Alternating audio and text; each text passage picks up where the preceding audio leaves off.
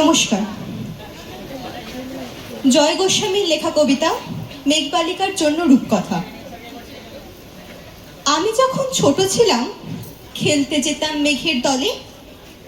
একদিন এক মেঘবালিকা প্রশ্ন করলো কৌতূহলে, এই ছেলেটা নাম কি রে তোর? আমি বললাম ফুসমন্ত। মেঘবালিকা রেগেই আগুন, মিথ্যে কথা, নাম কি অমন হয় কখনো?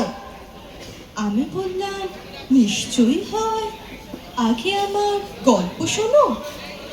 সে বলল শুনবো না, যা, সেই তো রানী, সেই তো রাজা, সেই তো একই ঢাল তলোয়ার, সেই তো একই রাজার কুমার পক্ষীরাজে, শুনবো না আর, ওসব বাজে।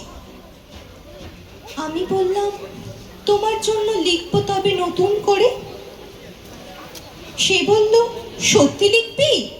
বেশ, তাহলে মস্ত করে লিখতে হবে, লিখে কিন্তু আমায় দিবি, মনে থাকবে। আমি বললাম তোমার জন্য লিখতে পারি এক পৃথিবী। লিখতে লিখতে লেখা যখন সবে মাত্র 2-4 পাতা, হঠাৎ তখন ভূত চাপলো আমার মাথায়।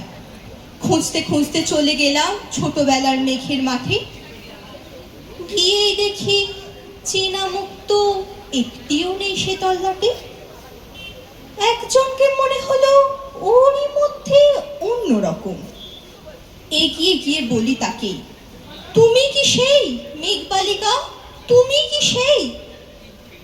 সে বলছে মনে তো নেই, আমারও সব মনে তো নেই। আমি বললাম তুমি আমায় লেখার কথা বলেছিলে।